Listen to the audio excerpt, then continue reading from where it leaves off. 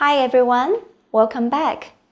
In this section, we'll talk about what self-enhancement and self-effacement styles are. The self-enhancement verbal style emphasizes the importance of boasting about one's accomplishments and abilities. The self-effacement verbal style, on the other hand, emphasizes the importance of humbling oneself through verbal restraints, hesitations, and modest conversation. For example, in many Asian cultures, self-effacement talk is expected to signal modesty or humility.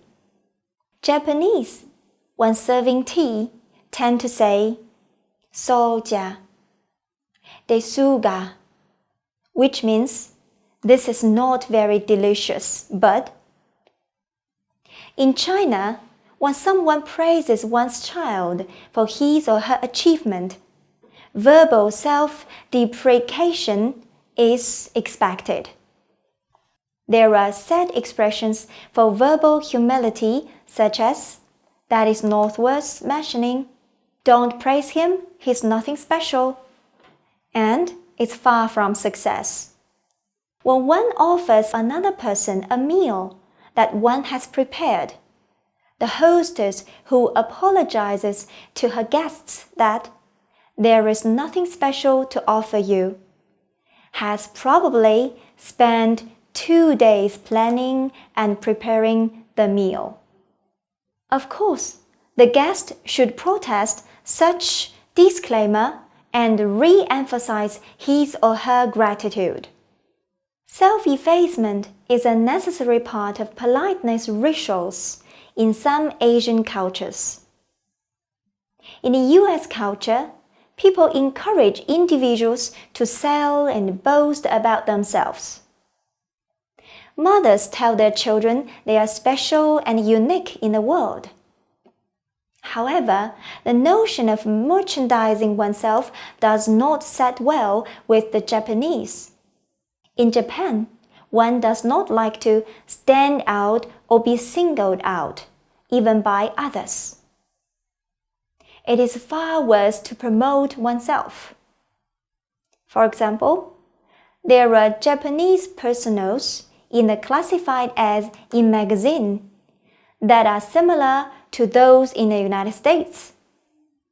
However, an American ad might begin with "a handsome, athletic male with a good sense of humor seeks a fun-loving partner," while the comparable Japanese ad might read, "although I am not very good-looking, I'm willing to try my best." Elaborate, exacting, and succinct styles. This dimension is concerned with the quantity of talk, a cultural values, and reflects a culture's attitude towards talk and silence. The elaborate style involves the use of rich, expressive, and embellished language in everyday communication. For example, rather than simply saying that someone is thin, a comment such as "she is so thin that she can walk between raindrops without getting wet" embellishes and colors the statement. Arab, Middle Eastern, and African American cultures tend to use metaphorical expressions in everyday conversation. An exacting style that focuses on precision and use of right number of words to convey message is used by Americans. They tend to prefer an exacting style of interaction consistent with a just the facts mentality. In a succinct communication style, simple assertions and even silence are valued. The use of the three styles is closely related to Hall's high and low context cultures. Elaborate style tends to characterize low context cultures, Conversely, in high-context culture, silence rather than talk can be used to maintain control in a social situation. For example, in Europe, the Finns place a high value on silence, and it is not unusual to pass a companionable evening in Helsinki with virtually no words exchanged at all. Personal and contextual styles. This dimension is concerned with the extent to which the speaker emphasizes the self as opposed to his or her role. Gudikkunst and Ting Toomey define personal style as one that amplified the individual identity of the speaker. This style is often used in individualistic cultures, which emphasize individual goals over those of the group. Person-centered communication tends to be informal and is reflected by the use of the pronoun I.